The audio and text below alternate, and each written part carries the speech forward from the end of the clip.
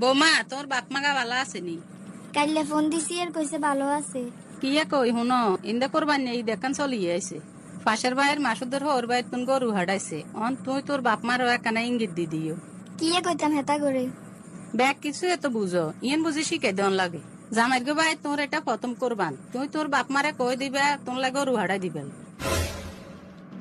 কি কন এটা কি কন? আনেরা তো জানে না আর আব্বা একজন সাধারণ কৃষক, হিগে কেন দিব গরু? কা তোর বাপ মাই কেন জানে না মাইয়া বিয়ে দিলি ঈদের সময় গরু ন ছাগল হাডান লাগে। ব্যাগ কিছু জানে তারা বুঝি ইয়েন জানে না।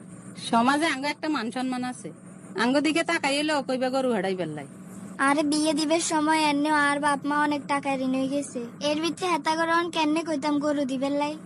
এত কিছু আমি শুনতাম চাই না, তুমি দরকার হলে এটা করে কইবা কিস্তি লই বেল্লাই। তারপরও আর মুখ বাঁচাইতে হইব। কথা যেনে কইছি যেন মনে থাক, কোনো কথা যেন লড়ছর নয়। আচ্ছা ঠিক আছে, এই অবস্থার ভিতরে কেন হেতা করে কই গরু হারাই বেলাই? আজ যে হরি কোন ছাড়া আর কোনো উপায়ও নাই। আসসালামু আলাইকুম মা। ওয়ালাইকুম আসসালাম। কি রে মা, ভালো আছো? তুই কি অবস্থা? আলহামদুলিল্লাহ ভালো আছি। আনেরা কার কথা কইতাম? কি কইতি কসা? আর হরি কল লাগ যে ঈদ উপলক্ষে হেতা করে গরু দিবেন লাই, নইলে হেতাগো সমাজে মানিজ্য থাকতো না। আরে আবার উদাহরণ দের অমুক বাড়িতে অমুকের ওর বাইতন গরু হারাইছে। তোর বিয়ের টাইমে দেয় না জিগুন হয়েছে, এই গুণে টেনশনে তোর বাপের দুই চোখে ঘুম নেই। অনিয়নের ভিতরে গরুর কথা কেন কইতাম? আচ্ছা আয় তোর বার লগে কথা কই চাই চাই কি কয়। এর থেকে বেশি ভালো আছি। তোর হুতার হওয়ার বাইটুন কিয়ে দিছে। কিয়ে দিছে তাকে কই শেষ করন যাইতো না। যেতে যেটা সিজন এটা হাডাই দে, অন কোরবানের গরুও হাডাই দিছে। আহারে তাইলে তো আর লাগায় না ঠকি যে আর না না, হুতের পরে যেন কই প্রয়োজন এটা আনাইতে হইব।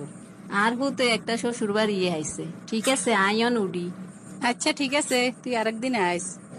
এই বোমা তোর বারে কইবি গরু ওগা হাডাই দিবে লাই। গরু হাডাইব দেন কিন্তু বড় সাইজের হাডাইতে হইব, চোখে যেন ধরা খার। ছোট খাটো লাগবে গরু দি, নাম করাইবার দরকার নাই। আচ্ছা ঠিক আছে কমু। কিসে রে তোর মন খারাপ কা? আঙ্গ অবস্থা তো তুমি জানো, এই মুহূর্তে আর বাপ মা গরু দিতে পারবো না। তুই হারলে অনিকেরে কিছু বুঝাই কও না।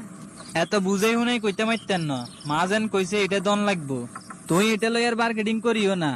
তাই বাপের ভাই ফোন দ যেন গরু হারাই দে। শেষ পর্যন্ত তুই বুঝি হিগের তাইলে আসো। ভাবি যে 2টা দিন আনেরে দেই, রান্নে অনেক চিন্তা করে রেন, আনে কিল্লে চিন্তা করে রেন কোন সাই। আপু আনে ছোট মানুষ, আনেরে কই লাভ হইব নি? তারপরেও কোন উপকার করতাম না, হারলেও ক্ষতি করতাম না। আর বাপের গো অবস্থা তো জানেন, কোন রকম ফ্যামিলি চলে। আনের মা ধরছে আনেগুলা গরু হারাইতাম, নাইলে বলে আনেগো সমাজে মানিজ্য থাকতো না। ঘটনা কি আম্মা হঠাৎ এরকম হয়ে গেল কা? আম্মা আগে কইতো ভাইয়া শ্বশুর বাড়ির তো নেগে সুতো অলইতো না, হে জায়গা তন গরুলে চাপ দিল গিল্লাই। আচ্ছা আই অন এটা জবাব লমু, আন্নে অন চিন্তা করি না ভাবি। না ছোট আপু আন্নে কিছু কইেন না, পরে আরো সে গরম হয়ে যাবো আম্মু। আন্নে কোনো চিন্তা করি নাই, আর বুঝ মতো কথা কমু। কি রে জি তুই কিয়ে কই বেল্লাই ডাক দিলি? আন্নেরে কইতাম যে অবস্থা এবারই আমরা কোরবান দিতাম না, শুনছি গরু ছাগলের দাম অনগা বেশি থাকবো। তুই লেদা সুটকে এত কিছু চিন্তা করার লাগতো না।